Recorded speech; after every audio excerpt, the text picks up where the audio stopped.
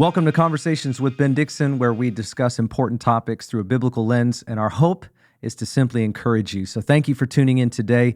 Hey, remember, you can always watch this on our YouTube channel. Just type in Ignite Global Ministries, and there is a playlist that's called Conversations with Ben Dixon. This is episode 3 of season 3, and so you want to follow season 3. Please also remember that our audio is on iTunes and Spotify. You can subscribe and you can leave a review, share this with your friends. And if you forget all that, just go to conversationswithbendixon.com. It's got all the information that you need to know. Again, so glad that you're tuning in today. I've got a special guest with me, my good friend, Pastor Ryan Kim, who's with me today. What's up? And that doesn't mean that Pastor Trevor didn't make the cut, and then Ryan's in place. What this means is that Trevor moved to Atlanta, so he's not going to be on the podcast unless we have a virtual guest. So Ryan's here with me. Ryan actually is the youth and young adult pastor at our church, which is Northwest Church in Federal Way, Washington. So how do you feel about that? I feel great. Yeah, I have a mug with my name on it as we speak. And this has nothing to do with who I am. I just thought I'd point this out, but this is the perks of working here. So nobody can forget your name. You just got to make sure that the camera can see it at all times. Yep. If you forget his name, look at the mug shot. No pun intended. Hey, I know this is great. I'm a father of 4 puns. Is what we do. Well, hey, today's important, something I've wanted to talk about for a while. Actually promised several of you who follow my ministry and our church that this was going to happen. Today's episode is called Abortion and the Culture of Life. I want to emphasize the culture of life. And obviously, this is a very important thing for us to discuss right now. We're going to get into exactly why that is, but let me frame up just a few things very quickly so that you know what to expect over the next hour, probably hour and a half. I'm sure it's going to take us a while to hash all of this out together. But the first thing is we want to discuss what abortion is, some statistics, a little bit of the history, and the potential Supreme Court decision right now that many are talking about in the media to overturn the historic and famous case Roe versus Wade from 1973. We also want to look at what the Bible says concerning abortion, the culture of life. We want to get God's heart on this. That's what we talk about. That's the vantage point and the perspective that we come from. If you're watching or listening today and that's not where you're coming from, you're probably just going to have disagreements right off the bat. But we want to venture into that nonetheless and let you know up front that's what we're doing. And number 3, we want to deal with some of the hard questions that people differ on, including Christians. There are many statements that get made, a lot of comments that happen, but we think a conversation is necessary rather than just a comment. And finally, we want to talk about the role of the church, how we respond based on how we see this and knowing God's heart. So that's really what we're going to do and why we're talking about it. But let me ask you, Ryan, why do you think this is an important conversation to have?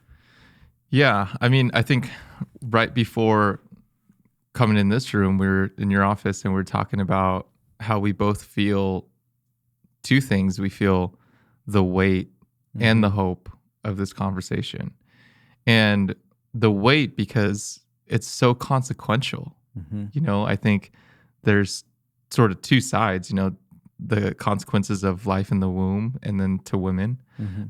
So it's just such a consequential conversation. And then you were talking about just the hope of this conversation too. And like, you shared something really good with me about where you see this going and how this conversation can spark a lot of great, you know, thoughts and critical thinking and prayer and things like that. But what do you see in terms of just your hope for this conversation?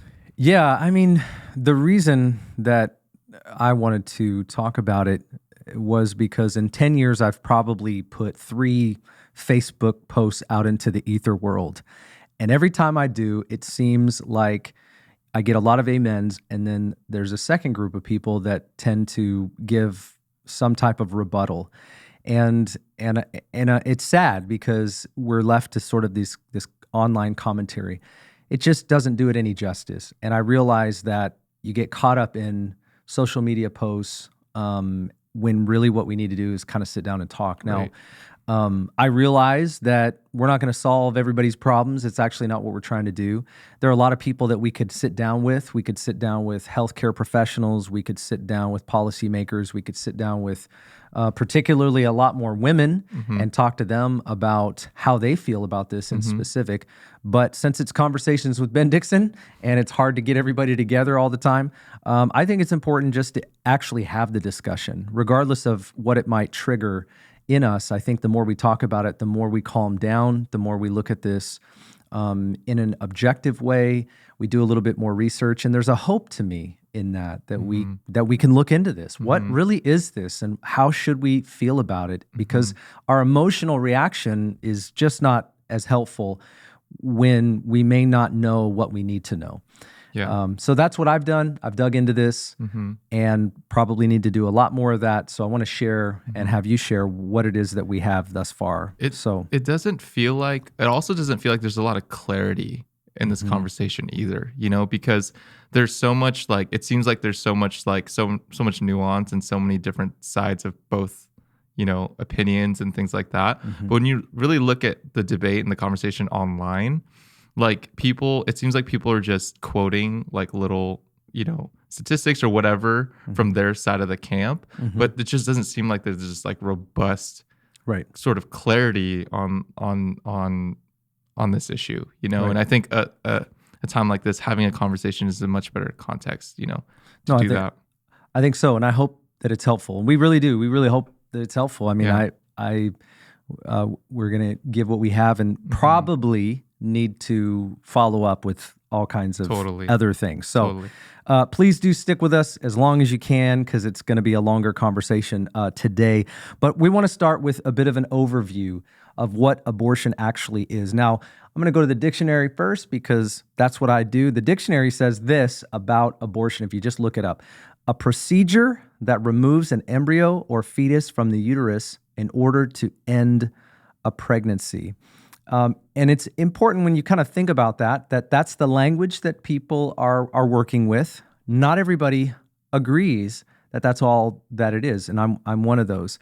But here's the deal. We kind of come into this cultural moment, and we ask the question, when did abortion become legal in the United States? Well, you may not know this, but abortion was legal. The first country or nation to ever legalize it was the Soviet Union in 1920. But in 1973, there was a decision made at the U.S. Supreme Court level, and it ruled that a state law that banned abortion was unconstitutional because there were many states that had laws against abortion. You could not have an abortion in these states. It was about half of the country, if not a lot more. Now that's changed, and so this Supreme Court ruling said that on a federal level that abortion is legal in every state of the United States of America. And this decision said that a woman's right to privacy extended to the fetus and the unborn child she was carrying. They did this because only a handful of states at that time had abortion legal. And now I think I read the other day, 22 states, it might be a few more, but 22 states are positioned to have legislation against abortion or highly limited, right? So abortion only up to 5 or 6 weeks. In a woman being pregnant. And so anyways, obviously this was not just a debated topic back then, it's highly debated now. And so the cultural news is that there were documents leaked that the Supreme Court in their closed sessions have been putting together some legislation where they would actually revoke Roe versus Wade, this historic precedent 1973 ruling. If that's the case, which we don't have a full confirmation of, but if that's the case, it would essentially allow the states to be able to determine abortion law for themselves. And so about 22 states would highly limit, if not completely eradicate abortion. Probably all the Planned Parenthood clinics in those regions would be done away or extremely limited. But that's sort of what's at stake right now. And so this is a massive thing. Everybody's talking about it. People are thinking about how they should view this. Even Christian circles, people are dividing over it. And so it makes you kind of take a step back and say, okay, abortion is being called a procedure. People differ over this. But what are some of the statistics that we think about when we frame up this topic? Where do we go from here? Yeah, I'm just going to start sharing a bunch of statistics. And I think there's like two sets of statistics. The first one are just kind of objective statistics, about abortion. But the second part is some statistics that I think will really help us to think critically about this issue. But just some general statistics. So there are about 600,000 abortions in the U.S. every single year. There have been about 63 million abortions in the U.S. since 1973. This is a bit mind-blowing, but there's about 73 million abortions every year worldwide. And so that's huge. Yeah. About 6 out of 10 unintended pregnancies result in abortion, and about 3 out of 10 of all pregnancies result in abortion. So in terms of legality by state, most states allow abortion up to viability, or about like 24 weeks. So that's most states. And there are a few states that allow abortion up to the third trimester, and then a few states that allow abortion actually up until birth. I think Vermont is one of those states. I think Oregon is one of those states as well. Partial birth abortion is what we call it. Yep. And by the way, we'll talk a little bit about this later, but a 24-week-year-old baby we'll talk about it later, but we'll kind of throw a picture up of a 24-week-old baby. So some statistics about why women have abortions. So about 40% don't feel financially prepared. 36% say it's bad timing or they're not ready. 29% say they need to focus on other children. 20% say it interferes with their education or career. And about 19% say it's about mental health. 5% say they were influenced from family or friends. But here's a really interesting statistic is that less than 4% of abortions are health-related or caused by rape or sexual violence, which we would both agree is horrific that would even happen to a woman. But to think that less than 4% of abortion cases are directly surround a situation that concerns rape or sexual violence or health-related issues is pretty eye-opening. Right. Because that is being used to kind of make a blanket statement about all abortions, but it's a really small minority. Okay, so this next set of statistics are just some things for us to think about. So a few things that, I found out in the past couple of weeks that were surprising is that Europe has much stricter abortion laws than the US, pretty much without exception. So 47 out of 50 European countries do not allow abortion after 15 weeks. And so I think sometimes we think that the US is like the standard for abortion, but you look at these other countries that are in the West and their abortion laws are much stricter than the United States. Another one, just to help us to think a little bit, is 30 U.S. states consider killing a woman with a pregnant child a double homicide. Right. So in 30 U.S. states, if you kill a pregnant woman and the woman and the child dies, that is considered a double homicide, meaning we consider that child to be alive. Makes you think a little bit. So another one to help us think, almost half of pro-lifers are women. So this is not majority men. It's pretty much split right down the middle. About half of all U.S. abortions, women who have U.S. abortions have had one previously. So that's an interesting statistic as well. And then this is just this last statistic is over half of abortions are done with pills versus the surgery. And I think there's this big sort of narrative that if we make abortion illegal, that women will be having abortions in the back alley and harming themselves or potentially losing their lives. But the statistics say more than half of abortions are done with a pill, So these are just some statistics to help us really think through these issues and maybe get some objective, information on that will help us sort of process where we are, No, this is the stuff that's really helpful. Right. Emotional responses don't, they're not always helpful when we're kind of thinking about something like this that carries pain and shame and difficulty and trauma. And and truth as well.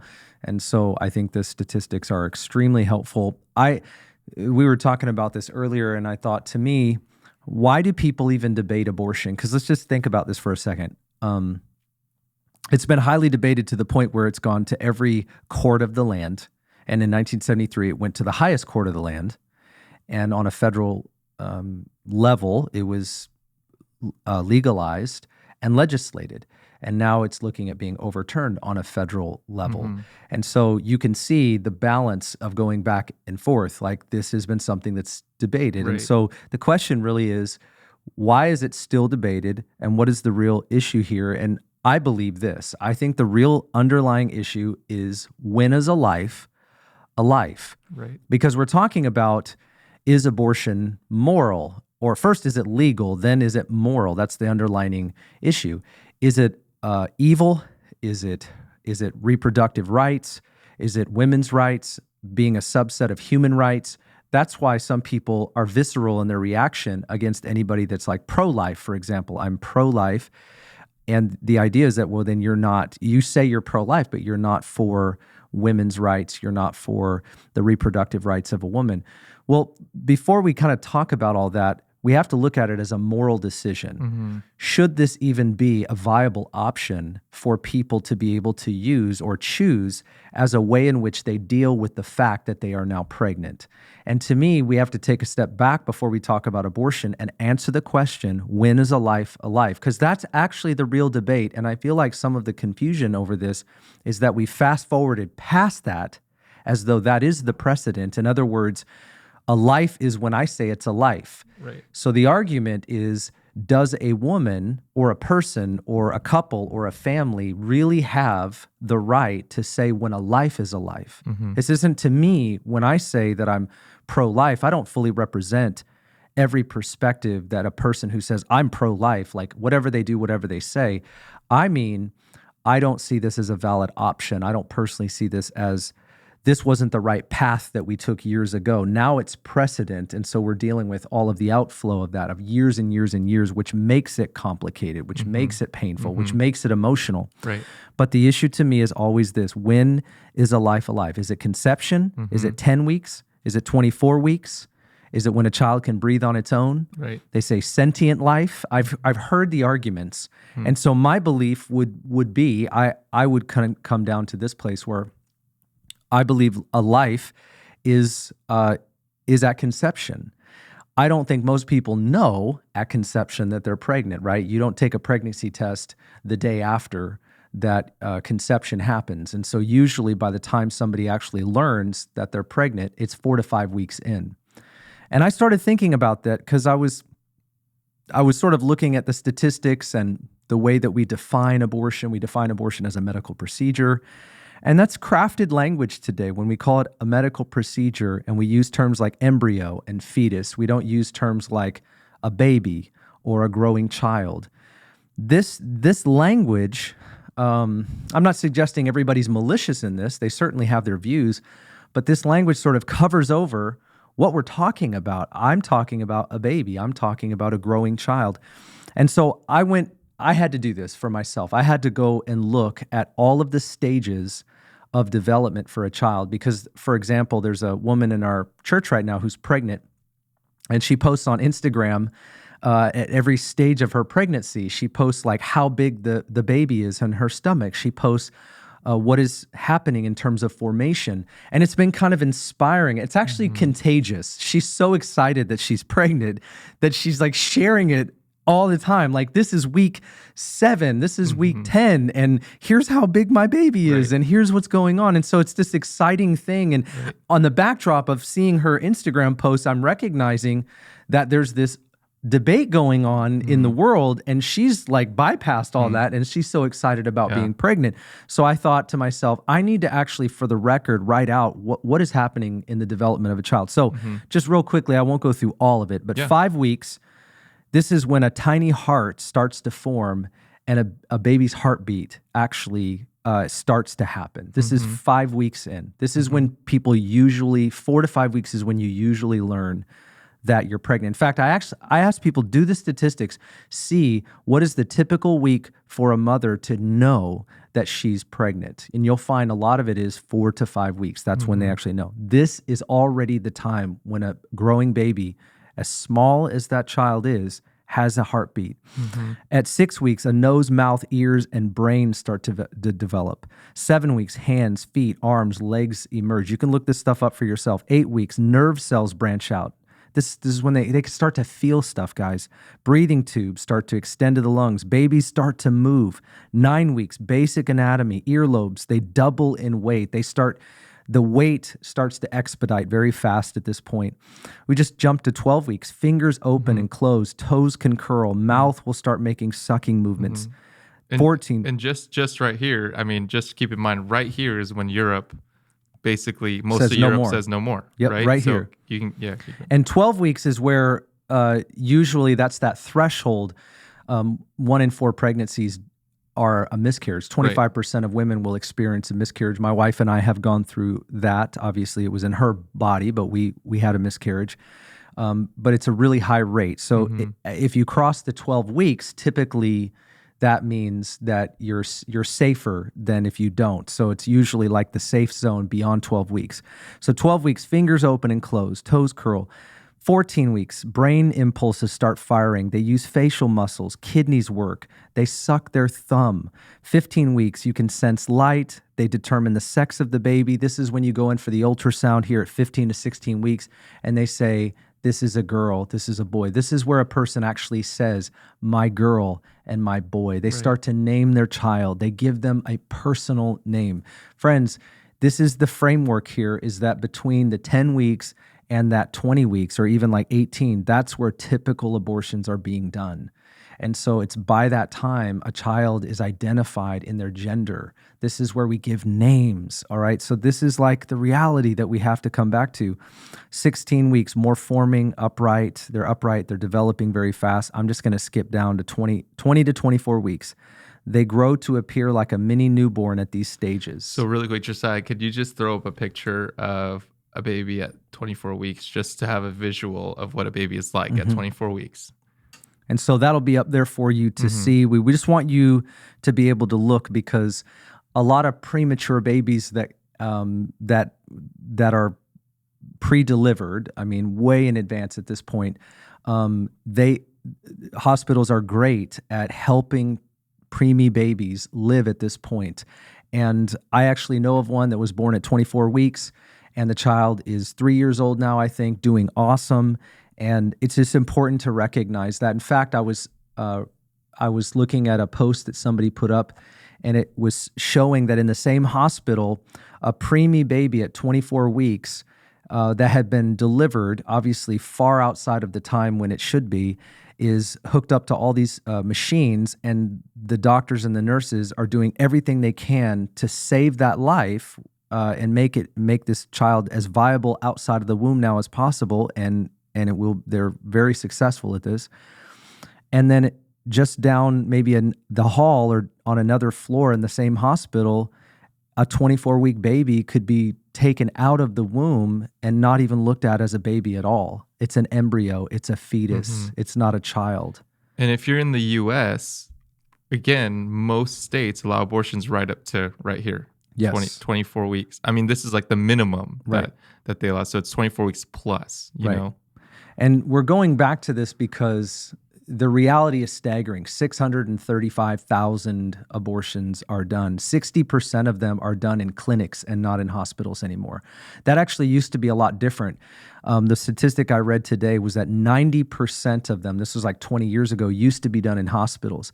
But now 61% are being done in clinics like Planned Parenthood. Right. And these are lobbyists. These are people that are funding our politicians, and they have a very specific reason to do that. Not to even make it political, but you just can imagine, like, when an organization like that, where the majority of abortions are being done, becomes sort of a political lobbyist. I mean, obviously this affects what we're talking about here today. Let me finish by saying the development of the child here at 25 to 30 weeks, they have hair, they breathe, their lungs are strong, their eyesight's developed. one of the things Ryan and I talked about right around even the 20 to 24 weeks, when an abortion is performed, if a person can see it, if they can show the ultrasound to the mother, which one of the things that pregnancy resource centers try to do is if they can show the ultrasound to the mother who's thinking about an abortion, chances are extremely high that they will not have an abortion, because you have to see what's inside of you, which is why we want you to see the picture. And this to us is compassion. It isn't trying to have a lack of compassion for people that have to make these tough decisions and find them in a place that they never thought they would be. But the reality of it is that here we are. That's what we're talking about today. So 30 to 35 weeks, all the way to 40, which is where, of course, you have a newborn where a mother gives birth. You know that this whole question of like, when is a life a life? You know, the more that I think about it, the more I feel like a lot of people are a little bit confused about what they believe about that. You know, like I don't think people who are pro-choice are as settled in what they think, you know, as they say, because even look at our U.S. law, like just that I mentioned that in 30 states, killing a woman with a pregnant child, if they both die, is a double homicide. It's like that's confusing. Yeah. Like to say that that's in law, and then say abortion is legal. The other thing too is, I was recently watching a Joe Rogan podcast, but you admitted that. Yeah, I know. But you know, most of you guys know who Joe Rogan is. I didn't endorse that at all. His podcast. But Joe Rogan is pretty famously pro-choice. But he has this one podcast where he's talking about abortion, and he makes this comment. He goes, "Yeah, I'm pro-choice," and he goes, "But it gets a little weird when the mom starts to show, and like the baby's in her stomach, and she has a big belly. Like it's a little bit weird to think about that." Right. And I went, "Huh." You know, I think most people would feel the same exact way. Right. The other thing that you brought up too is, so even he's like, I don't. Right, there's confusion. He's just saying there's confusion around this. And I think one thing that you brought up is, you know, with miscarriages, right? Like, why do we grieve? We grieve miscarriages if that's not a life. Right. We grieve miscarriages at 8 weeks. Right. And a baby can have a heartbeat at 5 to 6. And why do we grieve that? We grieve that because that's a life, and there's a connection with a mother and even a father in a different way. It's a reality, and I don't want to maybe understate or overstate some of what we're talking about. It's overwhelming. That's the thing here. It's like there's so much to say. There's so much statistics. There's so much reality to this, and on my post, I put a post on Facebook, and it was fairly pastoral. It wasn't like this hardcore, believe what I do or you're going to hell mentality. I felt it was more of an explanation. It was understanding. I was trying to say to anybody that is following me or anyone I would have influence with, I'm trying to say, look, here's my perspective of this. This has been a precedent since 1973 on a federal level. But those of us who disagree with this, and I'm not saying I am shoulder to shoulder with how everybody's rhetoric, but I'm pro-life in every way based on what I understand Scripture to say and God's heart, not just my opinion, but that's what I believe. And I wanted to explain it in a pastoral way. Like there's a lot of us that don't lack any compassion for people who are faced with these decisions. In fact, it is our desire to help people in that regard. We believe it's the role and the responsibility of the church to fill the gap. Right. So, which we're going to talk about at the end of this podcast. But what was shocking to me in my post, I wasn't just looking for amens, and I wasn't trying to be courageous. I was just trying to be explanatory. Being a pastor, I think sometimes it's important for me to make a post, not just because I have this like sense of obligation for the ether world to know what I think about everything. I just have a role, and sometimes I think I should say something. And so 3 posts in 10 years. And the interesting thing is that anybody that rebutted me, out of all the people that sent me a message, made a comment or whatever, there was only one person that I felt like was even reasonable enough to have like a conversation. Everyone else started from the position of, you may not understand, you're wrong, you don't care about other people. So the rebuttal was not necessarily even acknowledging the issue of abortion or the statistics that we just brought up or the formation of a child. We're not even talking about the legitimacy of that, right? When is a life a life?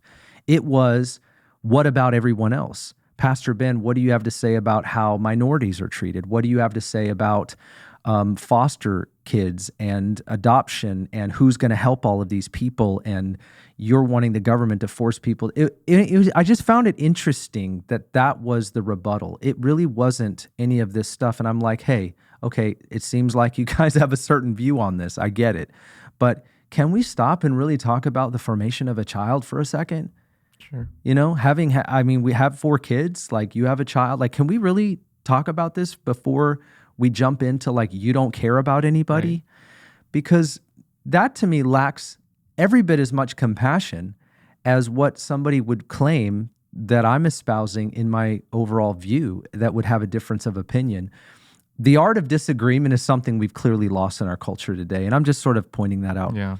Let me go back to this real quickly so that we can jump into a different part of this conversation. I simply want to give an overview while we're talking about this, and in the particular part of the conversation where we're saying, here's the formation of a child, and that is, what are these procedures? When we say, what is abortion, right? It's the ending of a pregnancy. It's a procedure that ends a pregnancy. Okay, well, what are those procedures? Because that's a really important piece of what we're talking about. So there are 4 procedures specifically. Now, there also, that does not acknowledge the pills, okay? So there are pills that people take for abortions at the first 2 stages.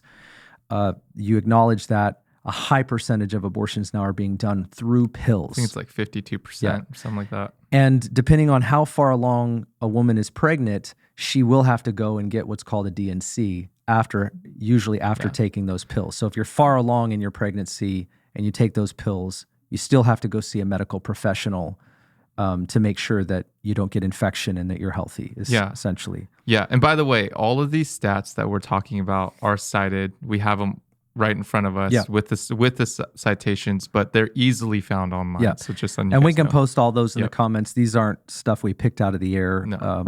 But procedure number 1 is this is up to 7 weeks pregnant. This is called a manual vacuum aspiration. This is a surgical abortion where a thin tube is inserted into the uterus and a large syringe is attached to the tube, and the embryo is essentially vacuumed out.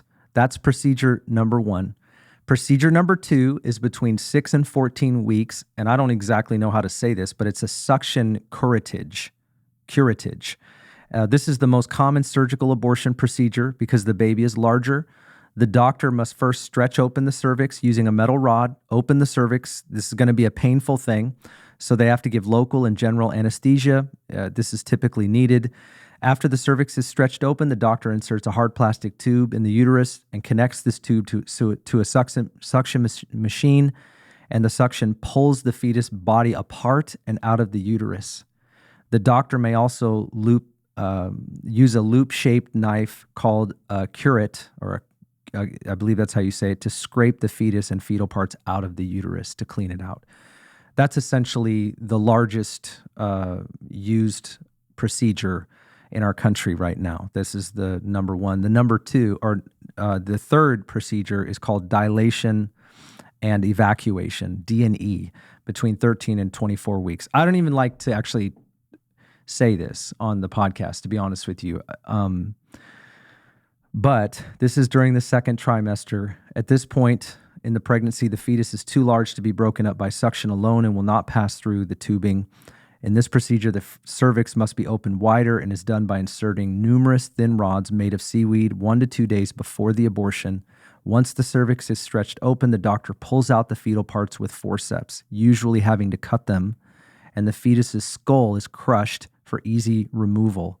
And a sharp tool called a curette is also used to scrape out all the contents, removing any remaining tissue. This is where these clinics will harvest any organs for other types of usage. Typically, that's where they're going to get this from. And the last is procedure 4. This is from 24 weeks to full term. This is called a dilation and extraction. This is a partial birth abortion. This is the most debated version of what abortion actually is.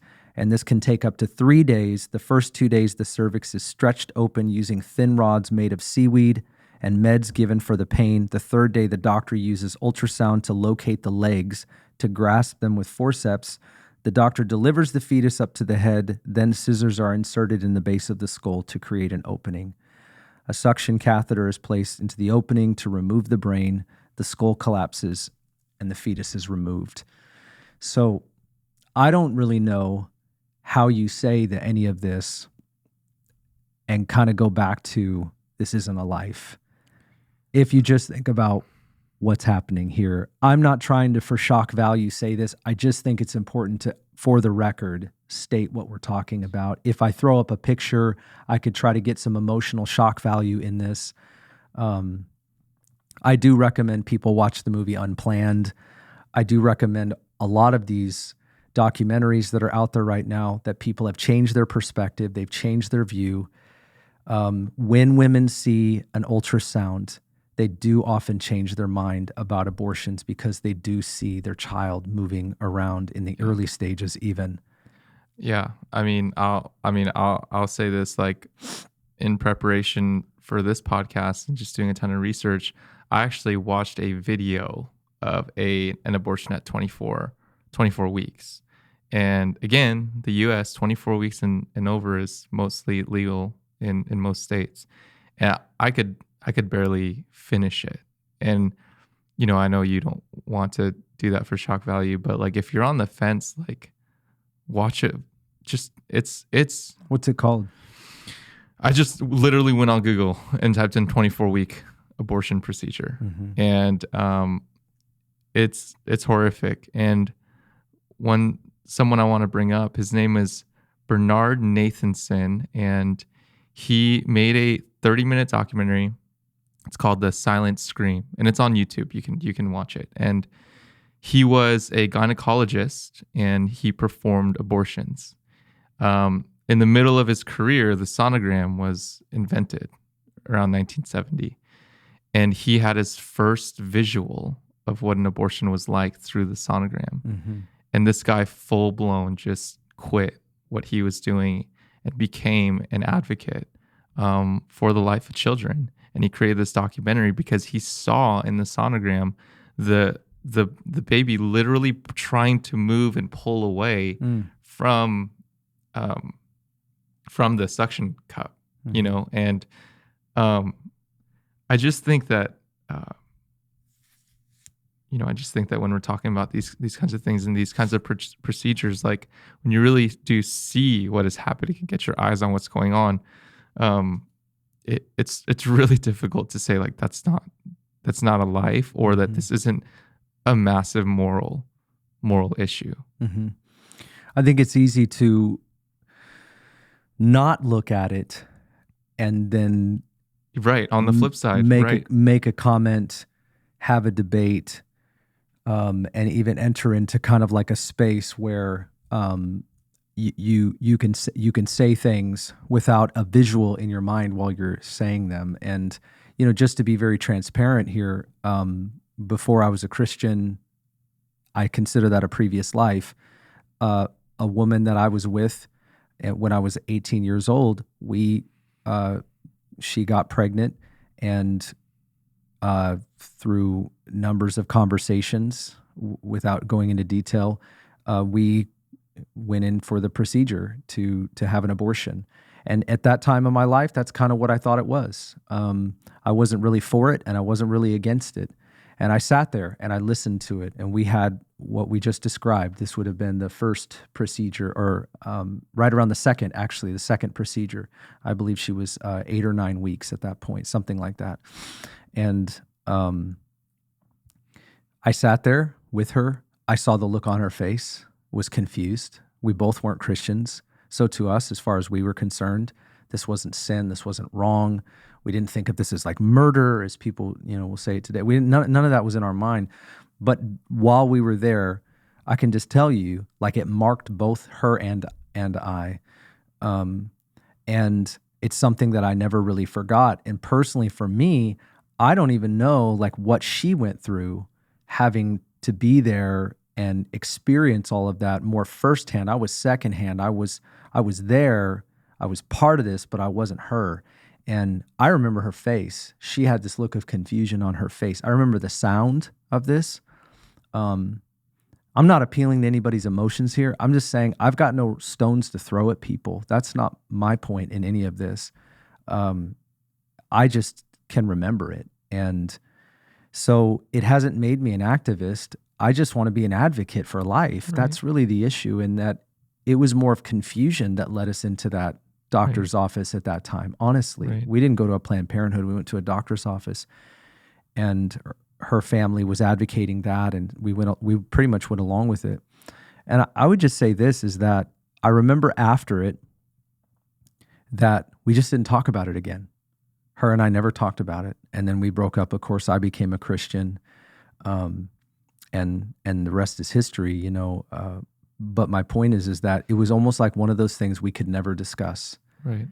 And I discussed it with the Lord because it was part of really what led me to Christ, was because I felt sort of vexed. Like, how did I become complicit in this decision and even be okay with encouraging her? Like, I just felt like a horrible person that I was a part of all that. I didn't blame her. I didn't put this on her. I put this on me.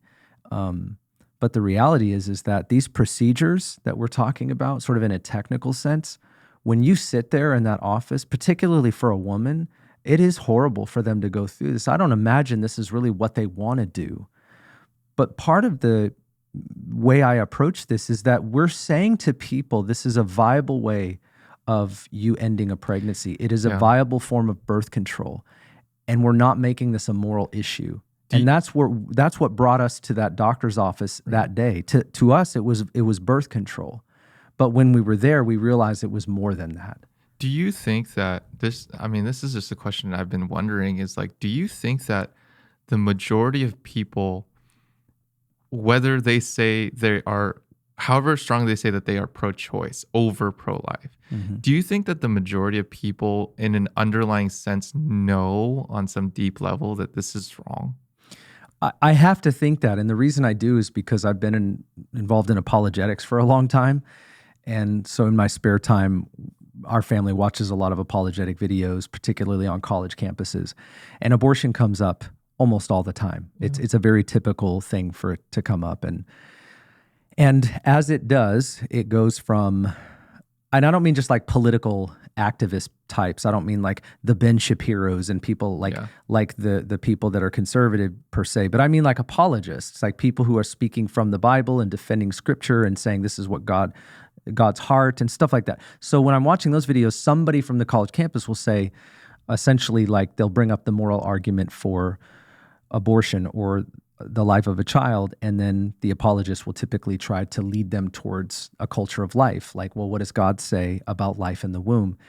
And what's interesting is there's always a bit of a confusion when the apologist starts to help people through the actual logical thinking that you must employ when you're talking this thoroughly through. You have to start going, well, I mean, when is a life a life? And then people will say when the person's sentient or whatever. And so then another person might ask the question, okay, so is a person in a coma doesn't have value of life? Sure. If a person's hooked up to a machine, does that mean that it doesn't matter? Because a person is because a child is in the womb and is sharing the resources of the mother, that means that the mother gets to choose what happens to the baby. So that baby doesn't have a life until it comes outside of the womb and lives on its own. When a person walks them through that logical thinking, there's always a confusion in that person. I've seen people say, well, it's about viability, right? If the baby's not viable, so at 24 weeks, if they need help to live, then that's not considered a life. But you're like, man, if you've had children, if your baby's born and they're 6 months old out of the womb, they're not viable by themselves either. Right. You know? They can't get their own food. No. They can't live their own life. It brings a moral confusion whenever I watch those videos, because at some point a person has to face a level of confusion. This is why it's easy to comment and not conversate. Right. This is why it's easy to debate and not dialogue, because if you bring in the reality of this, like an ultrasound, if you bring in the reality of this, like the formation of a baby, the grief of a miscarriage, the difference between a preemie baby who we're trying to save the life and then a 24-week child who we're just removing and cutting the body parts up like it's not a child at all. Like the confusion and the duplicity around this, just stop the political debate for a second and just really think about this. Like, how can we have both? You really can't. No, it seems to me like there's these two value systems, like on one hand, most people, if they were to watch an abortion and see what's really going on, would be like, that's wrong, right? But then like it's being sort of overshadowed by this greater value of my right. Right. This is my, and like, what do you do with that? Like, what do you do when you say this is wrong, but what's more important than this being wrong is my right to choose, Right. like, what do you even do with that? So- You know what I mean? Here's what I do. Number one is I realize, like, whoever's watching this right now, okay, or listening, because I know there are some people listening and watching right now, and that you may be thinking, I don't agree with you at all. You're just a pro-lifer, whatever. Right. Okay, I know that's going to happen, but I'm asking just to listen. I'm just saying, hey, look, I didn't approach this conversation to try to necessarily convince people. I'm not asking for anything. I'm just simply saying, this isn't about courage to have this conversation. It's about conviction. I've been there, done that. I've got no stones to throw, and I want to help. And that's where we're going to land today. But what do I do with what you were asking? What do I do with that? My goal is to say, what does God think? Right. Because ultimately, our rights, if we have them, are given to us by God. And I think for me, that's what brings a conviction to me about this to begin with.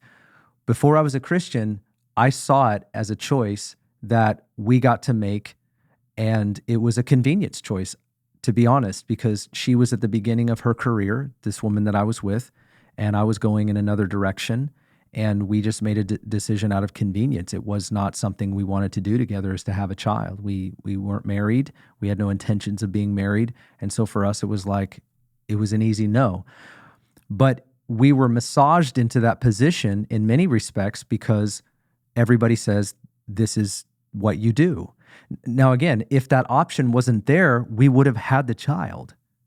As both as non-Christians, we do not think about the Bible, don't think about what's right or wrong. It wasn't a moral issue. Like, if the option wasn't available, then we would have just had to do what we had to do. And so I'm just saying this. I have to acknowledge that we are highly influenced by a moral governance. Somebody is saying this is right or wrong. This is not coming from nowhere. If a clinic is making this available, they have determined this is a right, which is a higher moral place to come from. Your right to choose what you want to do with this decision. That's a moral precedent that they have established. And having gone through it in my early years prior to being a Christian, it never entered into my mind, kind of like the consequence as a result of this.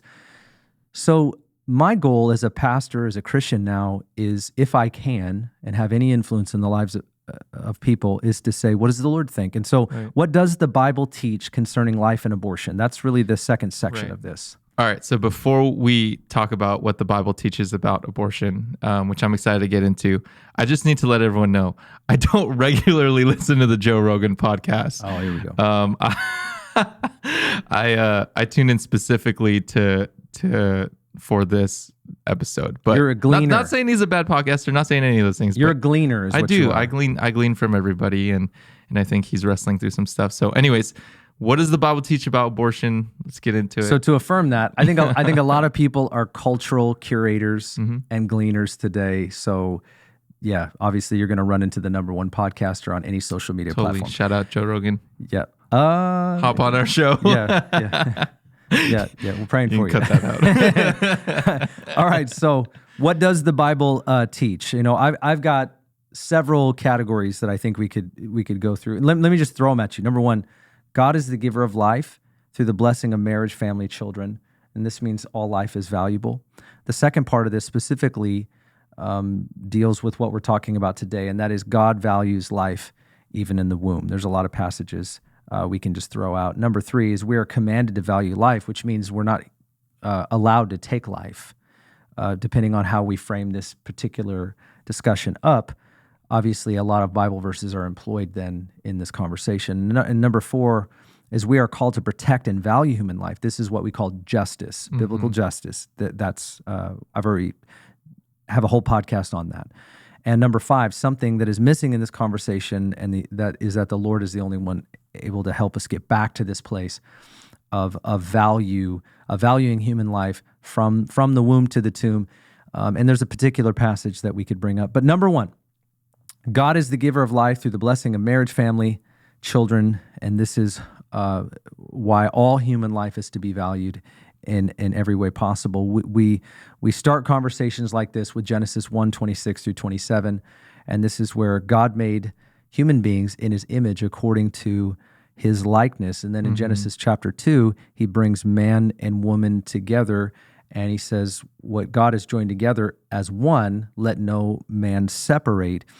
And then, of course, he gives them this commission, this command is to be fruitful and multiply. This is his desire. I've given you the ability to reproduce.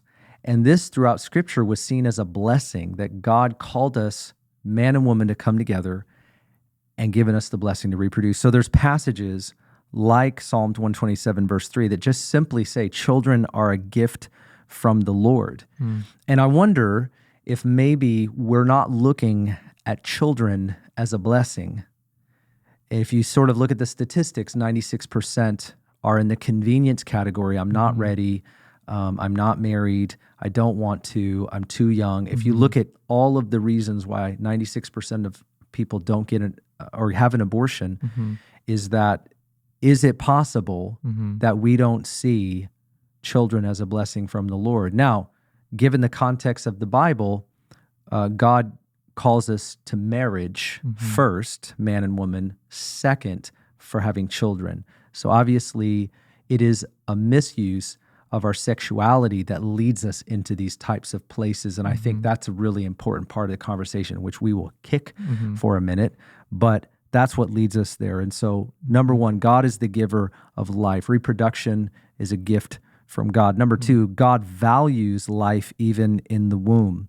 Once again, the real debate is about when is a life a life. So the question is, does God value life in the womb? And is that implicitly or directly referenced in the Bible? And I would argue it is. This is not a figment of my imagination. So there are passages here. One is Psalm 139, verse 13. The psalmist writes, "For you created my inmost being, you knit me together in my mother's womb. I praise you because I am fearfully and wonderfully made. Your works are wonderful." Now just pause right there.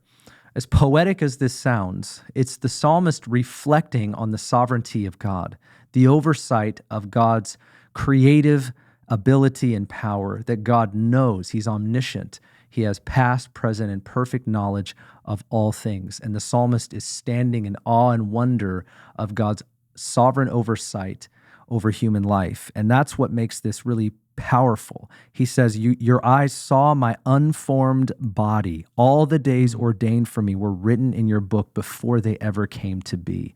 It's just explicit. Right. I mean, this is life in the womb, however you cut it. Number 2, Jeremiah 1:5, the prophet was called by God to be a prophet to the nations in his teenage years. Shout out to you teenagers. And God says, "Before I formed you in the womb, I knew you. Before you were born, I set you apart. I appointed you as a prophet to the nations." This is Yahweh speaking to young Jeremiah, and he is saying, because Jeremiah was like, I don't want to, and I can't speak. And like many people who are called by God, resisting the call. And God says, wait a minute, I knew you before you were ever born. You must understand, this is not a compulsive decision on my part. I am not choosing you because you are something other than everyone else. I have set you apart for this, and now I am actualizing what I have already called you to before you were ever actually born. And that's a fantastic picture of God's view of an individual. Genesis 1:27, we've referenced that. Job 31:15, Psalm 22:10. From birth I was cast on you. From my mother's womb you have been my God, the psalmist said. There's just a ton of these types of verses that speak out of this perspective that God has value for human life, even in the womb. There're just tons of them. So I had somebody on my Facebook post recently say, and if you're watching, God bless you. Thank you for tuning in. I did tell people to do that. And this is no slight on you. This is just simply an explanation that I wanted to be able to give as in part of the conversation. She made a comment and she said, the Bible does not directly or explicitly reference abortion. And my comment to that was, right, but it explicitly and directly references life. Abortion would be the opposite, the antithesis of life. It's taking life. If God values life in the womb, then to take life out of the womb would be anti or opposite what the Bible explicitly shows us about God's disposition. Right. So this is why a person like myself is going to say that abortion, the Bible or God's view would be against abortion because of the direct references to life. Well, and like just to talk about that for a second, like the whole argument of like, what does the Bible have to say about abortion? Does it say anything at all? But you're saying like the Bible talks a lot about life in the womb, even before conception, that God sees us and knows us. But a few kind of like extra biblical writings is, some of you guys might know about a document called the Didache, which is, the earliest, basically one of the earliest documents we have of the practices of the early church. Discipleship handbook. Yes, and it was written around the time some of the apostles were still alive. They contributed. We understand, And there's a sentence in the Didache. This is what it says: "You shall not abort a child or commit infanticide." That's what the Didache says. Another thing too is no Christian author in the first 300 years after Christ, condoned abortion. None. Zero.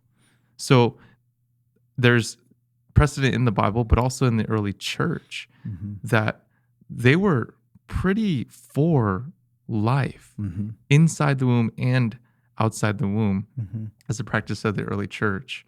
Yeah. So if this is the precedent, the value of human life, all human life, the value of life in the womb, that means that it begins to enact passages that we would see as taking life, being evil, taking life as evil. So we are commanded to value life to the point where we are explicitly commanded not to take life. So Exodus 20:13, you shall not murder. That's one of the 10 commandments. Leviticus 24:17, whoever takes a human life shall be put to death. This was written in the law. Listen to this one, Proverbs 6:16. There are 6 things that the Lord hates, 7 that are abomination to him: haughty eyes, a lying tongue, hands that shed innocent blood. And in case you're not familiar with the scriptural terminology, in the Bible, children are referred to as the innocent ones. For example, when a child dies, if you think about this salvationally, if a child under an age of accountability, there is a debate over, does this child go to heaven? Does a child go to heaven? And I would argue, actually, that a child, before they can become accountable to a decision for Christ, would be in the presence of God. I would argue that. And the reason I would argue that is because I've done funerals for children that have died. And although I want to be compassionate to the parents and I want to share with them, your child is with God, I had to know it was in the Word, because I didn't want to say something merely to comfort them. I wanted it to be truthful. And I think that's really the greatest comfort that you can have, is what is God's perspective. So I studied this out in the Old Testament, and I found explicit references to innocence, to those that were innocent. And I didn't see it maybe said the way that I was looking for, but then all of a sudden, as I came upon tons of references about the innocent ones, those that were killed and murdered in wars, and the wars have happened throughout all of our history. This isn't just biblical history. This is history. It's what was going on. And there was a special place in God's law for the protection of, the oversight of those that were called the innocent ones. Those were children. And it doesn't just seem to imply, it seems to be explicit references to God's care, his specific care for children. And it's again and again in the law. And so I came to this conclusion that there is a place for children who die before the age of accountability, which I don't know if I know exactly what that age is, that they are with the very Lord. Young children, very young, babies, babies up to a certain point, toddlers, and God knows the age, right? Mm-hmm. And so when you just sort of think about that, if that, having said that, taking a life out of the womb, it would be the shedding of innocent blood. Innocent. See, because we don't often associate the word innocent, but innocent blood and the innocent ones are always a lot of times a reference in Scripture to children. So that's why I bring that up. Isaiah 5:20, and this is a really important verse. Isaiah is saying, "Woe to those who call evil good and good evil." This is where there's a shifting of values, where there's a covering over of what is right and righteous according to God's word and his ways.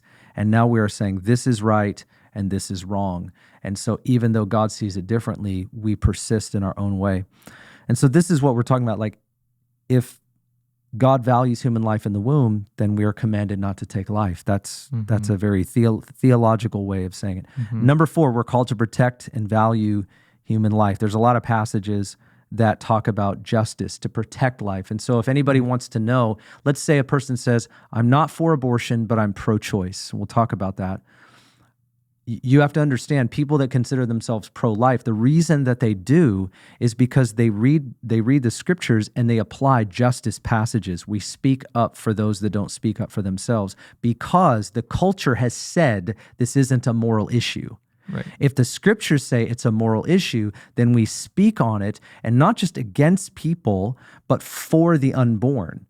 So this is where this becomes the moral dilemma is that I don't see this as a right, just a human right or female reproductive rights, because at some point we have to acknowledge that a woman who's the one who has to primarily go through this, and that being hard, and I acknowledge that, they're choosing to end the life or save the life or keep the life of the child that is in their womb. And as a moral issue, I'm saying that I don't think anybody should have the right to say this isn't a life and then end the life. I'm saying the life is a life. Sure. That's the argument. And so I believe people have free will. I don't agree with a lot of people's decisions, but this is where it crosses free will. It's no longer a person making a choice for themselves. They're choosing for the life in their body. Right. And that's why it's not just your body anymore. Right. When a person chooses to have sex, and again, 4% of those people don't. And so we're going to kick that and to the next part of the conversation and acknowledge that's really serious, that's really difficult when a person is assaulted sexually. Right. But the 96% that made a responsible choice to have sex, and whatever context that was, then you knew that it was a possibility to have a child, to be pregnant. We all know this. And so it is now beyond free will when conception has happened. That's what people are arguing for in that pro-life stance. Right. So this idea of protecting human life is an issue of justice, because the morale of it has been changed in the culture that we're living in. And that's what makes it very difficult, obviously. Right. Hey, don't you believe in people having the right to choose? Free will. I do. The reason this is different is because you're choosing for another life. And I actually wrestled through that myself, like, can I be pro-life and pro-choice? Mm-hmm. And the deeper I got into the logic of that, the more I was like, no, I can't, because this is not like legalizing marijuana. Mm-hmm. This is not like an issue like that, where there isn't such consequence, Mm-hmm. This was like, well, are my personal rights more important than the life of a child? If I believe that this child is a life, is that more important? Right. And to me, it's like, if you really go down that road, you're like, no. Mm-hmm. So it really depends on like how pro-life are you? Like, I think there's like, I'm pro-life as in like, I don't, and then there's like, no, really think about this. Like, how much do you believe that this is a life? Right. And how does that stack up to the value system of, let's just jump into the hard questions, because that is the first question. Can you be against abortion and still pro-choice? Because in the rebuttals that I've gotten, this is what I've heard this a number of times. So people have said this to me. They say, I'm not for abortion for myself, right? But I don't believe that we should force people to have children. That is an interesting statement to me. And it's actually becoming a little bit more concrete today and further nuanced. 10 years ago, I never heard anybody say it that way. Right. That's new. The idea is not new, but this is like kind of developed to you want to force people to have children. No, I believe me, I don't. No. Right. In fact, I would advocate, again, there's that 4% we'll talk about, but for the 96%, I would advocate that if people are going to make decisions, hey, listen, I'm a Christian. Do I believe in abstinence before marriage? Of course. Do I want to encourage people to not have sex before marriage? I do. But do I know I live in a world where people are doing that anyways? I do. And so, okay, I think that people should be responsible before they have to make decisions like that. And so can you be against abortion and still pro-choice? Why or why not? What is the underlying debate? We're going back to, I'm saying no. I don't think you can be. I think it's subjective truth in that point. It's not objective. It's not logical if we're going to say, I'm not for it for me, but I don't want to tell other people what to do. I think a lot of times we do that because we don't want, we've been convinced that we're trying to control people. No, I don't think we're trying to control people. We're just trying to say, is this a moral issue? If this is a moral issue, is it right or wrong? Right. And you can't wash your hands of this. No. You do have to decide. And it's a really slippery slope because if you're pro-life, then you believe that the child's a life and taking that life is wrong, right? So then if you're pro-choice, I mean, you just got to ask yourself the question, like, is murder wrong? Right. I mean, like, should you be punished for murder? Like, if your answer is yes, on a government level, then you got to like look at the two and go, okay, that's a really slippery slope there. It is. It's a very slippery slope. Yeah. I respect the wrestle. I get do. it. No, I do too. I had the wrestle. The idea is that like, I want to have this conversation because I'm not here to punch people and say, I'm right, you're wrong. I understand people have to wrestle through this. I'm just trying to answer the question. Like, I think that if you're really going to think through and pray through this, particularly if you're a Christian and you're watching this or you're listening and you're wrestling through this, you have to determine, you cannot wash your hands of the decision. When is a life a life? Number one, you can't do that. You can't wash your hands of what the Bible says. Like, what does God think? If God says specific things in the Bible, then those things are not just my truth. Those things are the truth. There are a lot of things in life where I might have a preference or an opinion. You might have a preference or opinion. People disagree all the time. But those would be neutral issues or general where the scripture wouldn't speak directly to it. Believers, Christians that have told me they're not for abortion, but they're pro-choice, they're looking at it through the lens of free will, but they're missing the important part of this is that it becomes not a free will issue when it actually is a life, because a life is making a choice for a life, and you're called not to take it. So that's why you have to make a decision where you stand on those things. And so I would fundamentally disagree with anybody that would say, I'm against abortion, but I'm pro-choice. Can I ask you a question? Do it. Yep. So what about, so here's a question that I think we should talk about is, in the case of rape and sexual violence or legitimate health issues or the mother's life in danger, is there concession in scripture, for those kinds of situations? Yeah, I don't know that I could say yes that there is. So that would be that's a very difficult question to me. So here's kind of where I'm at on that. Number one is I've talked to a lot of Christians about this, and I think people are divided over that specific question. That's for sure. Number one. Number two is that I'm not for abortion no matter what. Right. That's just where I'm at. Right. However, I do think this needs to be highly debated. I think that question needs to be thought through, prayed through, specifically studied, researched, and thoroughly vetted. So I think for me, if a Christian is struggling with that specifically, I can totally get that.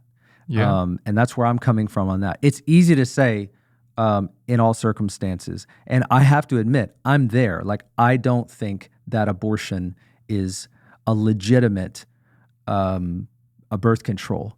I really don't. We're talking about right now. We're talking about rape and sexual violence. Correct. Okay. Like, and what I mean is controlling that birth. I mean, like, so I don't.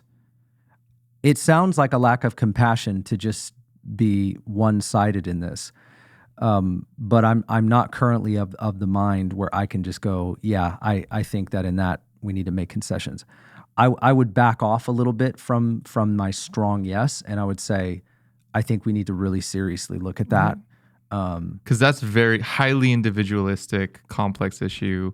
So the maybe a little bit even more than that is here's the other one is if someone's life is in danger, if the mother's life is in danger. See, right now you have to choose between life. You don't. Right. There is no convenience in this. It's life or life. So to me, I think if I'm going to say I'm definitely for a person making a choice, as hard of a choice as that's going to be, I'm talking like a horrific choice, a horrible choice, something you're going to live with for the rest of your life, but you're going to live the rest of your life. It is in that instance that individual making that choice, having to do that, I would say I can understand that. Number one. Number two, I don't know that I can understand that. I mean, I can understand that why they would make that decision, but I don't know like what that would feel like or be like. I mean, that would be a horrific situation to be in. So I don't want to say it nonchalantly or act like it isn't as difficult as it is. But that's a place where I personally have in my mind gone, okay, and it's a small percentage of people. When I look at the statistics, there is a percentage of people that do have to make that decision. And I understand that. So it's the rape and the molestation, all that. Like, I don't know. I mean, I need to be kind of a little bit more like, I got to think and pray. And, you know, I've tended to be more on the side where I'm like, I don't think that making a decision for an abortion in that instance would be the best decision. I think it would be better if that child was adopted or whatever. And I can think of scenarios in Scripture where that actually did happen. Those would be highly controversial as well.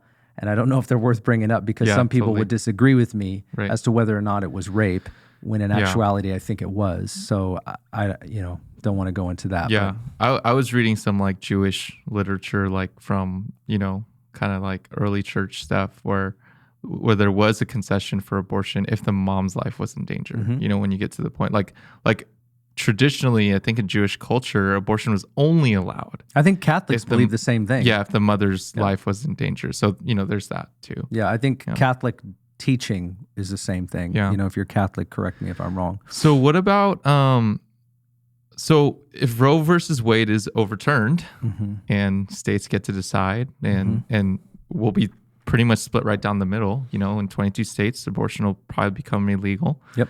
And a lot of the argument is like, well, what will happen to women, right, in those states, and how should we see this, and the consequences to women and things like that. And so I think sort of the side of compassion towards women, but also we were talking about sexual responsibility and things like that. So what is your response to if it is overturned? What now for people living in those states? Yeah, I mean, I don't exactly know on a political legislative level what exactly will happen in the 22 states. I think there is still some concession for abortions up to 5 to 6 weeks, even in some of those. I think it's just highly limited. And if mom's life is in danger. In danger, like that, So I don't really know what's going to happen. I've gotten a ton of people throwing stats at me and studies that essentially people believe this. They say if that happens, women are going to die. Because they're going to get these abortions performed in some back alley or something. I don't agree with those studies at all. I read every study that was sent to me, and the presupposition of every study, it goes back really far. Some of them, those studies go back really far. Some of them don't go back really far. There was a Harvard one that was sent to me, and I looked at it, but it has a presupposition. There's no real data that you can prove this per se. The only thing that people can look at in current day is to say Texas has a very restrictive law that they just put into place.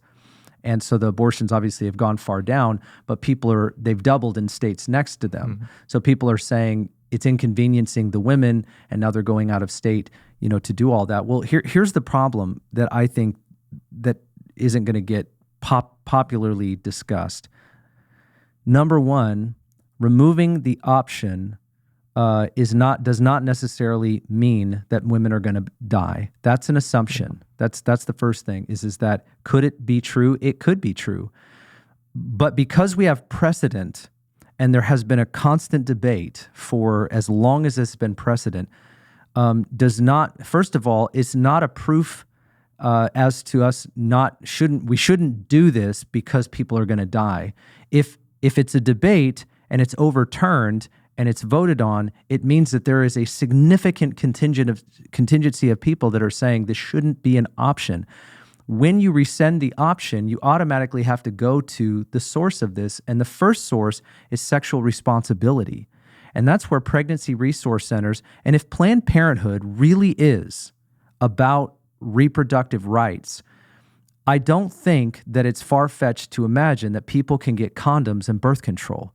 I feel like this conversation gets pushed into people are going to die, which is the highest level of emotional response you can possibly give. If this happens, Pastor Ben, and you're saying, like, with your lack of compassion, this is kind of how it comes to me, with your lack of compassion and your profound ignorance, you do not care that women are going to die. I'm like, wait a minute. We're rescinding a precedent that's been there for a long time. There is going to be a correction. In that correction, I don't think it's fair to jump to the assumption that people are just going to straight up die.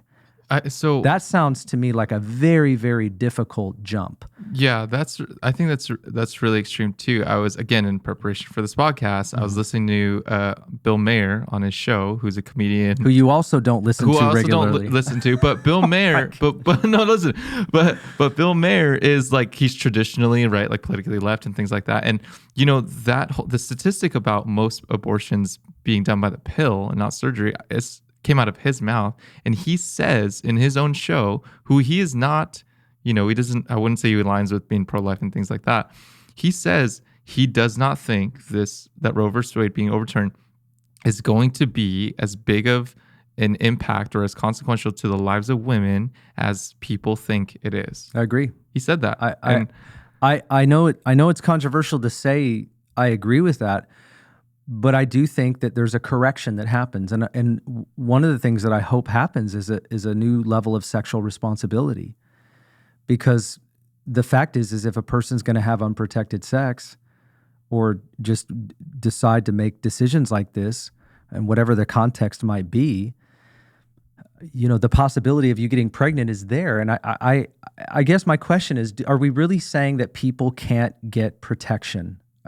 I mean, that's how it feels to me. It almost feels like you're talking about all these underserved and underprivileged people that don't know how to get a condom. I know it sounds terrible, but it just seems like, how far do we want to take this? Because I do think that on one hand, in the correction, there will be a lot of confusion because people have said this is right, this is good, this is fine, this is normal. And so when somebody says, no, it's not, and it's legislated now, no, it's not, and now you have to choose something different.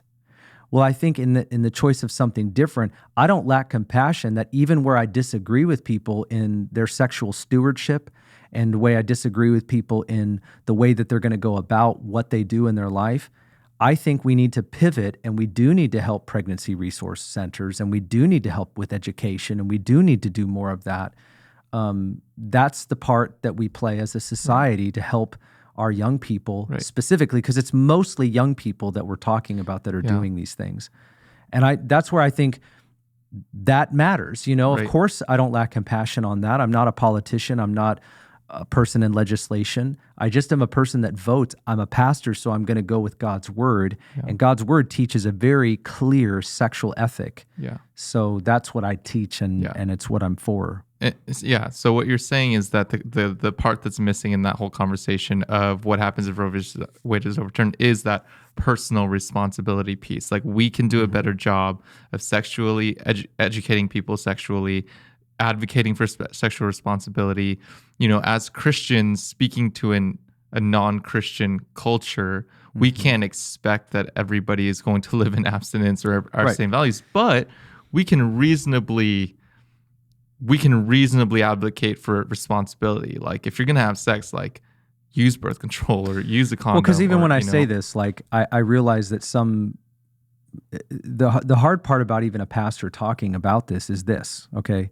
Because even in sex education, do I agree with our state Sure. and what they're trying to teach our kids? Of course I don't. I don't agree with it at all. I teach a biblical sexual ethic. Right. So the fact is that no matter what I say or how I say this, I'm going to disagree with the sexual education, the sexual stewardship, and the consequential decisions of abortion, no matter what.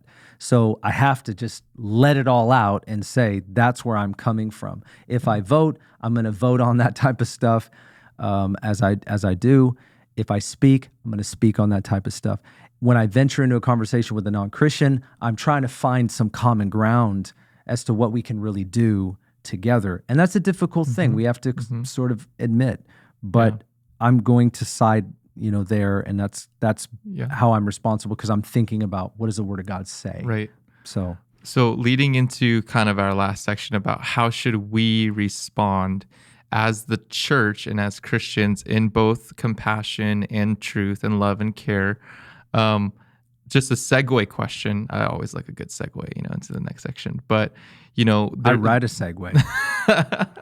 Dude, that's a separate conversation. They like rebranded Segway and they're like making go-karts now. Anyways, it's pretty cool. I don't have one. Oh, I had a good segue. Now it just got run. All right, back to the segue. Got it.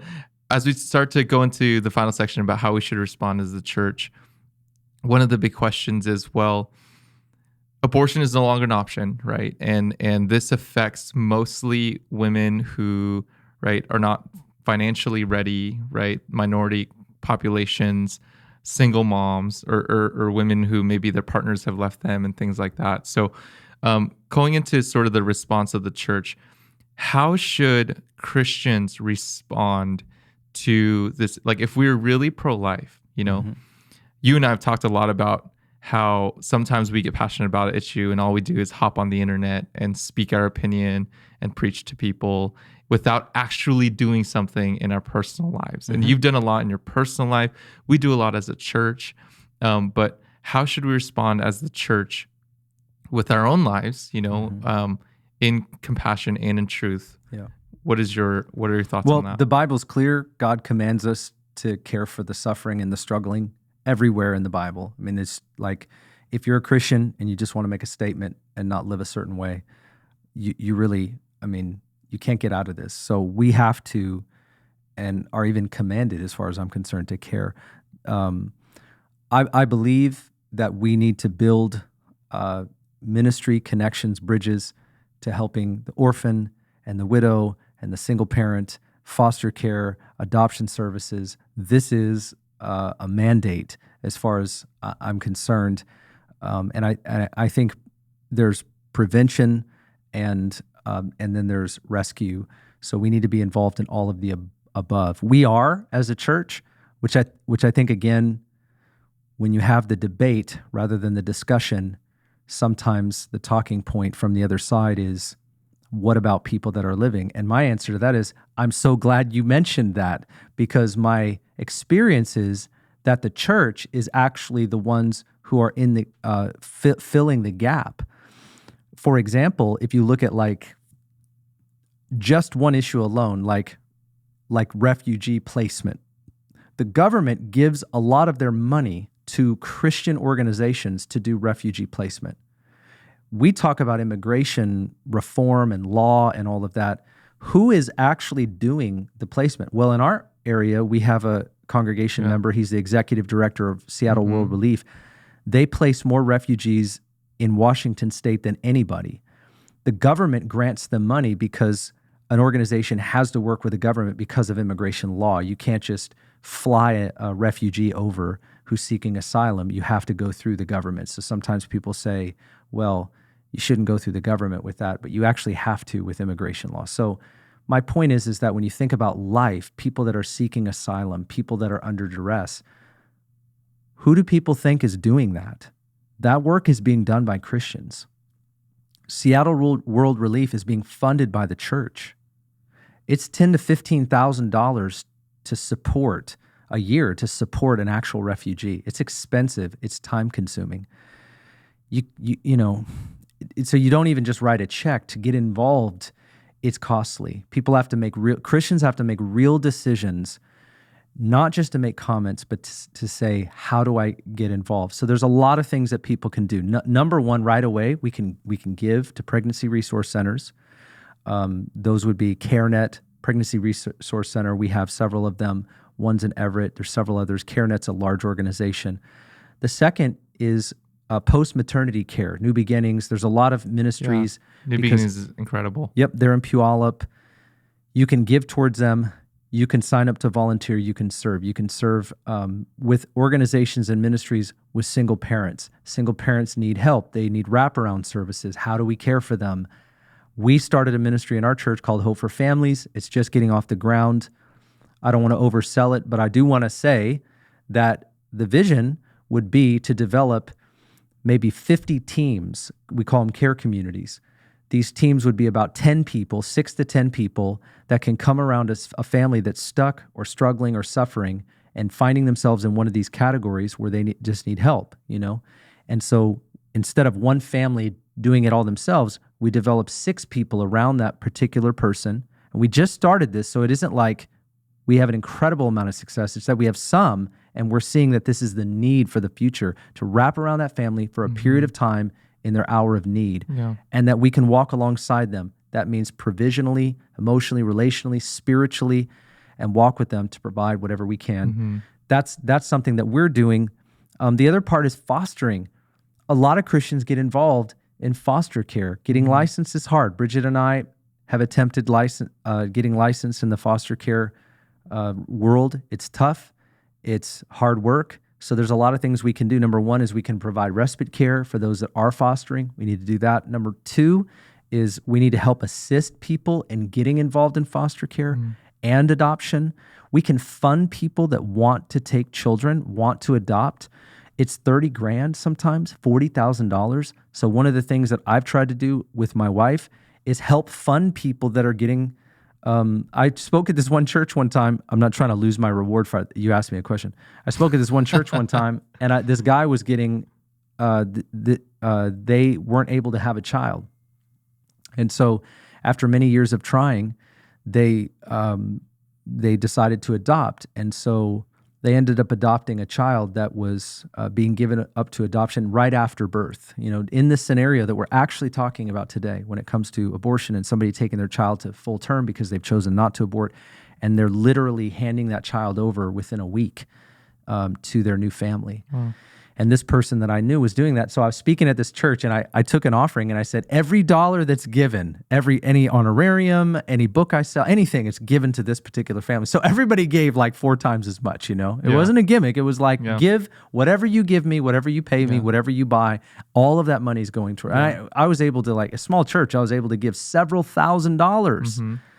And so, your money's where, put your money where your mouth is. You know what I mean? It's just a funny story. I'm just talking about like that particular person, their family did exactly what we're talking about. They adopted a child right out of that scenario. And we can fund that because sometimes people don't adopt because they don't have $30,000 to $50,000, It's very expensive. So an important point, I think, like one thing that, I've been thinking about, but I hear you saying too, is there's a right way and a wrong way to respond to this issue and this crisis. The wrong way, we all know the wrong way, right? Rail on people and get angry and don't really debate. Just straight out debate. That's just it. Don't do anything you're about wrong, it I'm with our right. lives.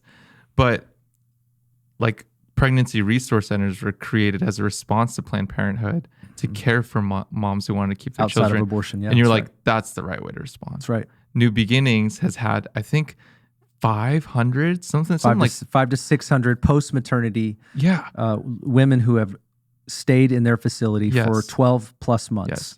And so think that's 40 years. That's 40 years of care and 600 women. How many people have paid that price? These are the same people. This couple's ran this for all 40 years. And this is a home for single mothers, and they come in, they stay with them for 1 or 2 years. They disciple them, they help them get a job, help them get back on their feet, take care of their children that they decide to keep. 500 to 600 moms have gone through New Beginnings. I met a lady there who was born at New Beginnings and now is on staff at New Beginnings, which is incredible work. And I look at that and go, that's the right way to respond. Funding, giving our money to families who want to adopt, considering foster care, that's the right way to respond, you know? So all of this, I think I have one last question for you. The church needs to rally. That's what we need to do. Yes. We need to rally behind life. Yes, rally 100%. behind life and support women and children and come alongside in compassion and really do something with our lives. But one, maybe last two questions for you, but I think this is an important question. What would you say to a woman or a couple who had an abortion? Yeah, the compassion for those that have experienced. Yeah, and Jesus' redemptive work, and you've experienced that in your life, but what would you say to, let's say someone's watching and they've gone through this? My answer to that, number one, is how do we go about that? In the church, we need to teach the forgiveness of God. Yeah. We need to teach the love of God. And we don't gloss over what we've done. That's part of it, is that the grace and the love of Jesus is so powerful in contrast to the things that we have done. That's what makes it so compelling to me, is that bad news and then good news. Grace is so amazing because of how much I need it. And so a lot of times when we can face what we've done and just see it for what it is, I encourage people, like, look, when you see this, instead of just feeling guilty, instead of just feeling shame, realize that Jesus paid for this and you can give it to him. There's nothing we can do with this. I having gone through this and considering it a sin, not only a sin of abortion, but the things that I did up to that point around that issue, it was a package deal, you know. When I gave that to the Lord, he took it. And I believe the Lord spoke to my heart at one point, and I can't say he said to me, but there was a thought as I prayed that came to me, and I want to share this with someone else, because this is what freed me, was what the Bible teaches about God's forgiveness, but that sense that the Lord gave me through his word and by his Spirit, that I don't want you to forget this. But what he was really saying was, it's not that I want you to remember the abortion. It's that I want you to remember the grace that I have for you. That's really what it was. It wasn't about forgetting or not forgetting what I'd done. It was just about seeing God's grace as greater. And that's what I see. And I believe that anybody who's struggling with guilt or shame or condemnation, we come to Christ. We give him what we've done. We ask for his forgiveness, and he fully forgives, and he fully cleanses, and he fully adopts us into the beloved, and he lavishes on us what we don't deserve, what we can't earn. And that guilt comes off, that shame gets broken, and our future becomes bright. It doesn't mean we forget the things that we've done, but those things become a testimony to what Jesus has done. Right. And so that's what I say to anybody that is facing the pain of the past, is to say, look, Jesus is a better Savior than you are a sinner, and all you got to do is come to him. It's so simple. Come to Christ, lay it at his feet, and keep it at his feet. Jesus forgives. He cleanses us from unrighteousness. And so I think the church needs to seed that into all that we say and do. Yeah, that is where we're coming from. Right. We need to be we are a people of life. Jesus gave his life so that we could have life. Now we go and help everyone else to know the same thing and experience his love personally, his life personally, so then we can go and tell others. Yeah. And we do that practically. We give, we pray, and we serve. Yeah. I have one more thought, and I'll let you close. I heard this. Long podcast, man. Yeah, long podcast. Oh my gosh. I heard this phrase online. I think it's Dave Lomas from Reality Church, but he said that we are redemptive participants. Amen. And I love that phrase. Like, Jesus is redeeming people, and we get to participate in that work in the world. You know, whether you've done this or haven't, or wrestling, you know, we're redemptive participants, and I love that. I love the word redemption. Mm-hmm. A lot of times we use it, people don't know what it means. I always say it this way: God redeems, meaning that he makes wrong things right. He can make wrong things right. That's what a redeemer does. They make wrong things right. We are redeemers. We look at difficult and depressing and tough situations, and we roll our sleeves up. That's what the church is supposed to do. So for any of us listening today, watching Conversations with Ben Dixon, and we're thinking through the issue of abortion, but specifically pointing to the culture of life. Hey, let's do this. Let's roll our sleeves up and let's get involved in places and spaces where people need us, they need help, not because they're just damaged goods and we're the haves and they're the have-nots, but so that we can pull each other up to know God personally, to serve him effectively, and to love each other. Let's love people into the kingdom. Yeah, we see this as a moral issue. Yeah, this is a very serious issue, 100% true. But I believe we can make a point without making an enemy, and I think that the art of discussing these types of things and lowering this sort of visceral response and trying to see God's heart, I really think that can go a long way, and we do not have to compromise the truth to do that. That's the belief that causes us to want to talk about this here today. So Ryan, thank you for joining me. Yeah. And maybe you'll come back. Who knows? Trevor's gone. Trevor can't move Trevor's back. gone. Can't move back from Atlanta. Trevor's gone. Ryan's in. I enjoy being here. So. But thank you for tuning in. And listen, I'm sure we didn't discuss everything in the way we wanted to. We're probably going to feel kind of like we should have done that differently. But more to come. Keep tuning in. Share this with others. Let us know what you think. Let us know what you want us to talk about. Love you, and see you next time. God bless you. Peace.